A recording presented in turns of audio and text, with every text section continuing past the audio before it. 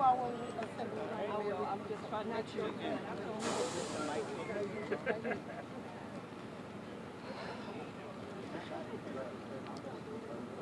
Good afternoon. Good afternoon, and thank you so much for being here. But as I start, really my thank you goes to the families who existed here, who lived here for decades, for the families who stood up and demonstrated real courage, resiliency, in spite of the challenges that they faced to get to this day. They remained steadfast. They were grounded in knowing that they deserved better. I know that I am the 6th mayor that has had to face this challenge, but the mayor and a team that's assembled here that took it on, because the residents deserve nothing less. And it was even a promise I know that I made, not only running for mayor, but really learning even more about it as I served as a city councilwoman. But being elected mayor, I absolutely made that promise that I would do everything possible to get to this day. But we would not be here if it were not for the residents. And I say that with all sincerity and with the full heart, because I know even from how I've come from Broadmoor, and when my neighborhood was recommended to become a green dot, and it's no comparison, but it was the residents who stood up and did not waver and demanded that our voices be heard. And oftentimes when that happens, and even as it did with Gordon Plaza, sometimes a passion can be misunderstood. The passion being misunderstood that you're being angry, you're fighting, you're being a disruptor. Well, that's okay, because they're standing on passion. And I have to say, as the majority of them were black women, oftentimes, again, our passion as being one gets misunderstood. But when you have someone who's even been there and been in the trenches, you understand what that looks like. And you do not get discouraged. You do not get afraid. You get empowered to figure it out. So I want you to know that as mayor of the city of New Orleans, and having Gordon Plaza as a priority for me on the front end, it was recommended to me, you know what, Mayor, maybe don't take this on. This has been in existence for decades. You can easily go ahead and kick that can because it's been kicked. And I said, listen, we didn't get here to not take risks, to not stand up for what we know is right, to not have it all figured out on the front end so that gives you, the momentum to stand, but just to do what was necessary to figure it out. And I have to say,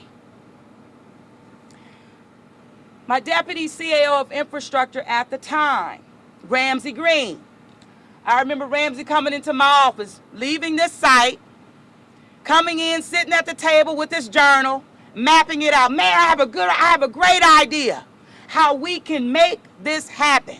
Because we had to come up with the project in order to really render justice that we know our residents deserved.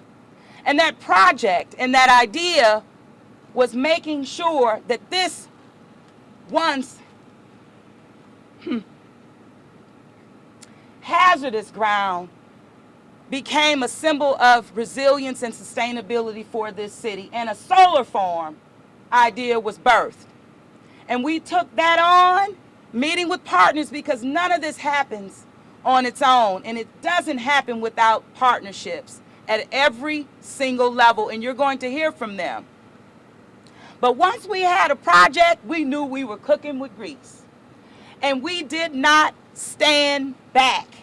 I had so many meetings, whether it was going to D.C. and meeting with Administrator Regan, him coming here, meeting directly with the people on the ground, talking with our congressman who came into play, who was no stranger to Gordon Plaza, because he served as a council member as well, but also a resident of the city of New Orleans, and also much like Councilmember Thomas, in the trenches, understanding.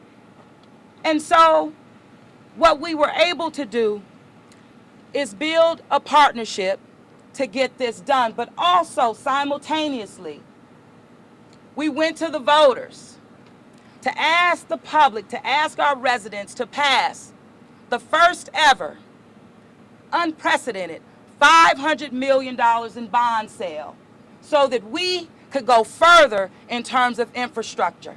And the public said yes. And so while we were working on parallel tracks with an idea and with resources that we could tap and working with the New Orleans City Council, we were able to put $35 million of that bond sale money to work and buy out 62 of our 67 residents. We need to show some love for that. We need to show some love for that, because guess what? It wasn't easy. But when you have a team that's focused and dedicated, Mr. Joe Threat, thank you. Sharon Robles, thank you. Greg Nichols in the Office of Sustainability, thank you. The list really goes on and on. Our CAO, Gilbert Montano, again, the list goes on and on. But it started with the community, who are the world's greatest experts on where they live. And so we have been able to turn the page, rendering justice, and now moving on to a future of sustainability, to where the city of New Orleans will continue to be that example nationally as well as globally. But who I would like to bring up at this time, a real partner who was unwavering in his commitment to work with us, Congressman Troy Carter. Thank you, Madam Mayor. Oh, sorry. Give it up for our mayor. Right. Madam Mayor, thank you very much for your incredible leadership and staying focused. In the sea of distraction, it's not always easy to be focused when there's so many needs in a community. Here we stand in front of a community that has always had need, and justifiably so. So thank you for your leadership and the leadership of everyone who participated, those who started this project a long time ago, and those who are here today for the birth of what is progress. Perfect timing for the horn. That was an applause. So I want to thank our mayor. I want to thank the administrator, Michael Regan, who've been an incredible partner for us. I tell people, because I traveled through this state, we have never had, ever, with a capital E, ever had an administrator that has been as hands-on and as caring about the people of Louisiana, and I dare say our country, than we have in Administrator Michael Regan. He's been here since day one, and he keeps coming back, and he's coming back with money, with resources, with rulings, to listen, to demonstrate that he gets it and he cares. Give our administrator a round of applause. Administrator Michael Regan has been a tireless leader in fairness. You've heard me say, and I say consistently, coexistence. Industry and community coexisting, but only when the health and welfare of communities are first. Clean water, clean air, access to environmental clarity is essential for that coexistence to exist. And as the mayor said, no one does any of this alone. So I want to take a moment to just, again, thank the mayor, thank Dr. Earthia Nance, the regional administrator of EPA Region 6, who's always on the ground with us, Sharon Robles, City of New Orleans Environmental Affairs, Eugene Green, the city council member from this area, Dr. Beverly Wright, founder and executive director of Deep South Center for Environmental Justice, Council Member Oliver Thomas, a dear friend and outstanding leader who has seen several iterations of this as I have, and we are all so particularly grateful that we are at a point that we're going to be watching that record do its thing. The partnerships that are important, the initiatives in making today's announcement possible. This event marks an important moment for reflection. For decades, the families of Gordon Plaza lived in the shadow of the Agriculture Street landfill, a place originally intended to hold waste, not lives, dreams, or futures. The families that moved here were drawn to the neighborhood with the promise of achieving the dream of home ownership and building generational wealth for their young families. What should have been a vibrant neighborhood became a place for environmental injustice. Through their resilience, the people of Gordon Plaza have fought tirelessly, ensuring their voices were heard and their rights were upheld. Today's demolition is not simply about clearing structures, it's about clearing of a painful chapter. We're here to break ground on something transformative, the Agriculture Street Landfill Solar Farm, a project that will turn past wrongs into foundations for future promise. This solar farm will not only provide clean, renewable energy to our communities, particularly benefiting low-income families and senior citizens, but will also serve as a symbol of environmental justice as we turn a former Superfund site into a model of forward-thinking sustainability. This project is a bold step in New Orleans' climate action plan, which sets a goal of a 50% reduction of greenhouse emissions by 2035 and reaching a net zero emission by 2050. Expanding our local production of renewable energy, particularly solar, is critical to that effort. The EPA has been vital in transforming this site for clean energy development. EPA Superfund redevelopment and Repowering America's land programs supported a renewable energy reuse assessment and solar feasibility study for the city. The studies found that this site can produce up to 6.4 megawatts of clean, renewable solar energy, enough power to power over 1,000 homes annually in New Orleans. This project shows what is possible when federal, state, and local governments work together with the community at the table. I want to thank again Mayor LaToya Cantrell, EPA Administrator Michael Regan, Dr. Earthia Nance, the entire City Council, and our beloved Dr. Wright for always being at the table, always offering solutions, having an unwavering commitment to making this a reality. As we move toward this solar farm, we'll supply clean, affordable energy for residents, helping to lower utility bills and increase our city's energy resilience. Once completed, the Agriculture Street Landfill Solar Farm will not only transform 40 acres into a sustainable energy source, but will also serve as a powerful reminder of how we can address past environmental harms with innovative solutions. I want to thank all of you for being here today. As the mayor said repeatedly, none of this could happen had it not been for the community. Let it not be mistaken. None of us do anything alone. This has been a team effort, and a team effort driven by the people who have been most wronged. And today, we take a huge step into making it right. God bless you all. And now I'd like to bring up to speak someone that has been an incredible leader for our country. He has represented the Biden-Harris administration in bringing resources to Louisiana like we've never had before. Through the Inflation Reduction Act, we brought more money back to Louisiana for environmental injustices to be corrected into environmental justices at the leadership of none other than our EPA Administrator, Michael Regan. Yes.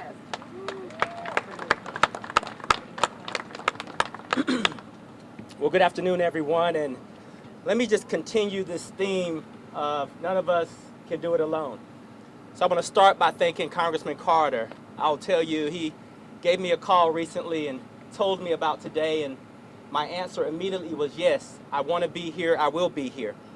And I wanted to be here because I wanted to continue to stand with this community, with the mayor, and especially with the congressman. The congressman's record in Washington, D.C. is impeccable.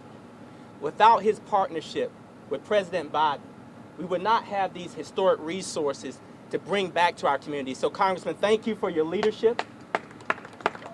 Thank you for your votes with President Biden. And thank you for getting and understanding environmental justice and helping us educate not just the state, but the rest of the nation. I also want to take a moment to say I've heard, and this next statement might not be in my best interest, but I've heard if you want to get a job done, you hire a strong woman. And that's what this city has done. The mayor exhibits strength, courage, intelligence. You know, there were times where we were working on this project and I took her guidance because all politics are local. But she has said that there have been others before her that have tried to do what is happening today. And by no means is this a celebration, a spiking of the football, or victory. But I can say under the mayor's leadership, we have made a strong step forward for this community and for this city. So Mayor, thank you so much for your partnership. You know, to my colleagues, Dr. Nance and our colleagues in Region 6, thank you so much. You know, people talk a lot about public servants, and a lot of times it's not good. But I want to say Region 6 exemplifies the best of the United States Environmental Protection Agency, and I believe that this community is benefiting from your commitment, so thank you for that. Absolutely. You know, there's been someone that has been holding my feet to the fire from day one. And in 2021, when we came up with this concept of Journey to Justice, we decided that we needed to reach out and get local community activists, organizers, people who have been in the movement for decades to shape those visits. And I have to give it up to Dr. Wright. Yes. I'm not quite sure if EPA on its own would have selected Gordon Plaza to do a walkthrough. So Dr. Wright, thank you so much for your leadership and commitment. And this has been said, and I'll need to say it again, the most important people that we need to thank are the local community members. It's our responsibility to acknowledge the long-standing fight and the extremely powerful advocacy that has carried this community through some of the toughest circumstances imaginable. When I was confirmed as EPA Administrator back in 2021, I vowed to visit communities across the country who had endured environmental injustice. And I pledged to see these challenges firsthand, to meet with impacted residents face to face, and to take what we all learned collectively back to Washington, D.C., so that we could work on solutions together. Not paternalistic solutions, but solutions that actually work for the community. And it was right here in Gordon Plaza that I sat with residents and community leaders, listening to folks who were genuinely concerned about terrible health conditions and potential toxic exposure, abandoned properties, loss of home value, insufficient compensation offers for their homes that they put their life savings into, illegal dumping, and so many more atrocious issues. And after those meetings, I knew something had to be done. I also knew that the Biden administration would do all that it could to meet the demands. So here's what we did. Together, I rolled up my sleeves, Dr. Nance rolled up her sleeves, Congressman Carter rolled up his sleeves, the mayor, Dr. Wright, Team EPA. It took all of us. There's not any one of us that can take more credit than the other. It took all of us leveraging the system with maximum pressure to do the right thing. And since that day, on our part, we've coordinated like never before with this mayor in this city and this congressman, providing critical research, additional resources at a level that has never flowed into communities like this, technical assistance guided by the recommendations that I heard directly from sitting on these front yards. We were on a mission to find solutions, but we also knew that we had to build trust along the way. And that's what we did. And so I'm honored to be back here today. And I want to be clear, as you've heard before me, we are here because of the residents' resilience. We also can't forget that this is a bittersweet day. After all, this is the demolition of a neighborhood that, despite all of the issues that they face, it holds sentimental value to so many people. This is where so many people bought their first home after years of work and countless sacrifices and raised their families. So folks, we're committed to doing everything we can to correct these historic wrongs. And we want to say that today is a new day, but it's also a continuation of a journey to ensure that this never happens again to any community in this country. This is what I came here to do at EPA. I never thought I'd find partners as strong as those behind me, so I'm grateful to all of you. And with that, I'll turn it over to Councilman Green. Thank you all. Thank you so much. Thank you. Go ahead, Councilman. Turn this out your way. Go ahead. Thank you, Mr. Administrator. In the 1970s, my goddaughter's family, one of my godchildren, my daughter's family lived in the Desire Housing Development. They called it the Desire Housing Project. And her mother looked forward to the day that she was going to be able to own her own property. She was overcrowded in a development that was de facto segregated, the product of years of discrimination, of decades of discrimination. She looked so forward to moving to Gordon Plaza, the Press Park area, to own her own, but then to share in her part of the American dream. But then unfortunately, soon after she moved in, and her family moved in, they found out that there were problems. And those problems were the product of environmental racism. Those problems were the products of segregation. Those problems were the products that you would expect based on what we've heard today in terms of the history of Gordon Plaza. She was so excited. So for me today, to be here, and I don't have any notes, I just want to tell you this, I'm telling you this from my heart. I'm pleased to be here today in recognition of the families that went through so much for so long, tolerated it, were patient, and had the right to be angry. But on this day, working with the partners that have been identified today, we are recognizing that they have been provided with some relief, and that's the relief in the form of relocation. There's not much that we can do to address the historic wrongs other than to do what we've done, to get together and as a partnership work this out. So I'm pleased to be interestingly enough, the New Orleans City Council member at this time of the relocation and the beginning of demolition and the creation of a solar farm here. But as a city councilman, I recognize that there were a lot of other parties and players over the years that made this possible. Mayor Cantrell has identified members of her staff who worked hard. Our EPA administrator has mentioned all the organizations that are involved.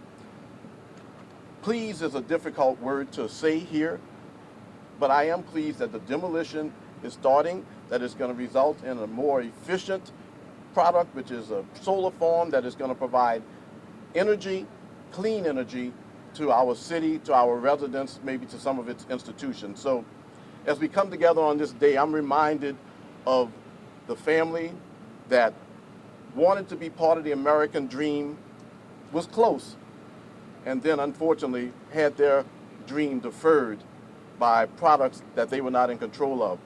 But we are moving forward, and it's important to recognize that the grandchildren and the great-grandchildren of the family that I referred to are living in a better city, and a city that's going to be better for decades to come.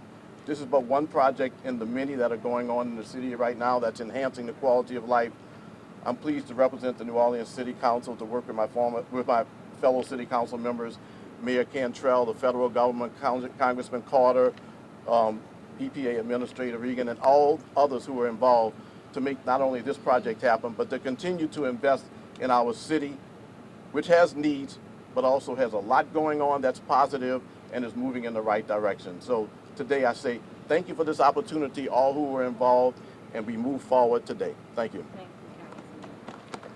Thank you very much. Thank you very much, Councilman. And I wanted to call on Dr. Beverly Wright.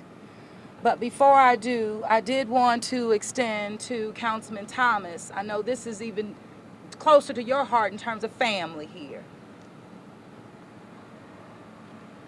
First, to all of the dignitaries gathered here today, Secretary Reagan, our great congressman, our great mayor, Councilmember Green, thank you for being the council member that brought closure to this. Wilbur Thomas and I were talking earlier, and Secretary Reagan, though this may be a celebratory event, those of us who grew up here, who walked these streets, when there wasn't access to gyms in the neighborhood we grew up with, we didn't have one in the lower Ninth Ward that we could access. When Stallings was closed, we had to cross the canal and come to this part of the Ninth Ward with our relatives. For my relatives who lived on agriculture in abundance. The mayor knows that next Friday we're going to be burying another member of my family who has cancer. So there are countless of us Ninth Warders, and I can't say I attribute it to these playgrounds or these streets or walking these streets, but what I do know is an exorbitant number of people from my family and those of us who live here that have experienced or died from cancer. And Wilbert, what would the Westons say? And what would the Prices say? And what would Doodles and my brother say if they were here? And what would all of the great Ninth Ward families, the Davises, whose kids, whose families walk these streets? You know, Secretary Reagan, New Orleans is a place where we say soul lives. And soul lives, usually lives because of our tradition, because of our struggle. But all those families, whether they're my family or not, all those souls live today because they clap and they celebrate that no other black family, no other black community, no other area of economic racism where they say they want something built, you can put it there, across the tracks. And for folk who don't know the history of the Ninth Ward, the city was jammed along the river. The city wouldn't be the city without the Ninth Ward. Amen. Thank you, Councilman. And so now it really is my honor to bring up a woman who is second to none when you're talking about environmental justice throughout the city of New Orleans. A woman that I became familiar with as a councilwoman and going to her house when my daughter was 6 years old, who's now 16. But someone who taught me, and I took direction, and we wouldn't be here today, not only because of the residents, but Dr. Beverly Wright. Dr. Wright. Yes. Woo. First of all, who picked this spot? The community did. I'm just saying the tent is over there. That's a that was my reference was to the tent. I'm sweating like crazy. And so if you don't believe in climate change, think about where we are, the date, and how hot it is here. We're really dealing with climate change, but I would like to first of all ask everyone to just take a moment of silence in recognition of all the people who lived and died and worked on this project for the last 30 plus years. And I'd ask that you, 1 minute of silence, please.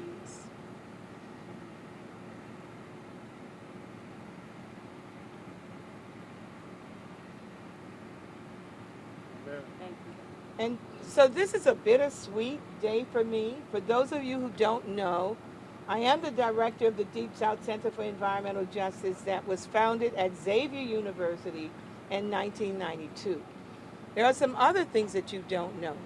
And I see his daughter here, Chuck Mercadale, was the first black contractor to get a huge project. We were so excited that he got the construction project to build this site. And my husband got a contract to do the termite work.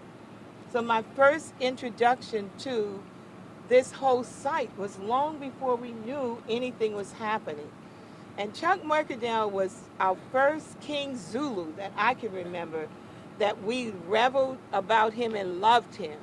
And he's gone from us now, but this place, correcting this, I think, adds to his legacy of hard work, where he was trying to do something good for our community that turned out not to be good, but not to his knowing. And my husband, who did the termite work here, came home one day with blisters on his head and arms And he said to me, Bev, that place is a dump. He said there's glass and bottles and tires and everything where these houses are being built on top. Fast forward to almost 20 years later, I start the Deep South Center for Environmental Justice, and this was our first case. And while this is the last settlement, we've had 3 before this. This community has had a number of leaders. We fought, we lost, we won, leadership change, but the objective was always this. And I have to give credit to the Biden administration first, and then to Administrator Regan. You know, not only do we just love him, and he's good to look at too, you know, that helps. All the old ladies upriver just love him, and they say, oh, you look like my son, or you look like, we've never had an administrator where our people saw themselves in that person. Right. And that has translated to something that I've never seen before, a real interest in reaching a solution. Now, there are a lot of hurt feelings, and a lot of people saying what you did for me, what you didn't do for me, but I need to tell you that if this idea of the federal government stepping in to clean up this land and turn it into a solar farm where the city got some benefit from this buyout, we wouldn't be here. Now, that's me saying this, and I mean it. It's been a long, long struggle, and it is the innovative thinking, I think, of this Reagan administration that has brought a lot of changes in for us. So we finally had somebody that's willing to get into the weeds to solve a problem. You know, all along we've had, oh, we can't do it. We can't do it because of this. This particular rule, we don't have the right, whatever it is. The statutes won't let us do. But somebody said, well, let's think about this and see what is there that could make this change. That is what brought us here today. And for all of the families, I'm thinking about Elodia Blanco, who lost her house and didn't benefit from this, and many, many more. The faces are just flying in front of me, of all the people we worked with, to first of all bring to their attention that this place was contaminated. The community didn't know that. We started getting information from what we call insiders, inside outsiders at EPA, sending us information, telling us, you need to look at this place is poison. That's how we found out. From good people inside of EPA who couldn't do it publicly, but sent us a fax, not a text, a fax. That's how far back we're going for this to take place. It's been a 30-year struggle. It was the beginning of my work, and my work is ending on a renewable path, something I never thought would happen, and I am thrilled for the end of this ordeal. For the people who have lived in this space, I am saddened by the people who didn't live long enough to see it happen, and all the people who are sick because of living on this land. They had a 35% breast cancer rate. We did the survey. In this small area, 35% of the women had breast cancer. So I am thrilled. Thank you for all of the accolades. I don't know how many more years I can do this, but I can tell you I'll do it for as long as I can. Thank you. Amen. Yes. All right, and thank you again, Dr. Nance. You are just an exceptional Region 6 director. And I know the city of New Orleans has benefited tremendously from EPA and our federal government. So while we're talking Gordon Plaza, that list is mighty long. And Congressman, thank you so much. You know how long it is. So with that, I believe we're going to cut a ribbon. Cut a caution tape, rather. Everybody put on your hats. You can put it on. I got it. You got it? Let's pick it up. 1, 2, 3. All right.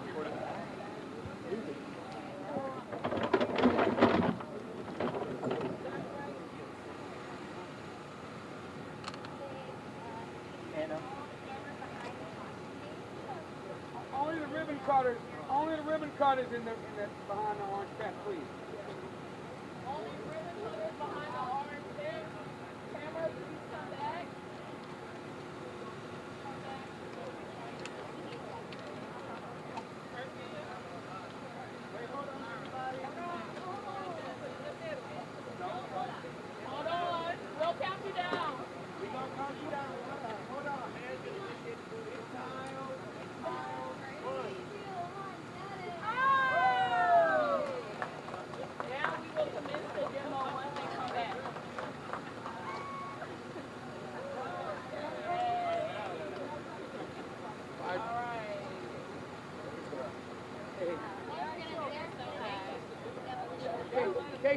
Okay. Oh, do y'all need a group shot?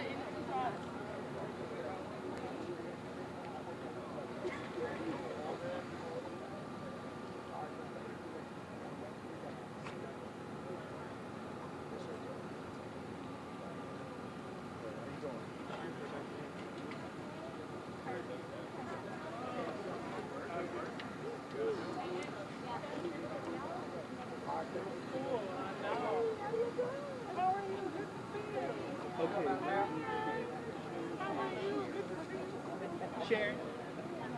Hey, okay, so we need to remove all of this before they start. We just need to get the people on the other side. They're gonna move this. They're gonna move the fire truck up, and then so we need to get everyone on the But I other need side. to move all of this, right? Yeah. Okay. All right, everybody in the yard, please. Slightly. Can you talk to that actually? Yeah, I'm Thank sorry. you. It's okay. It's all right.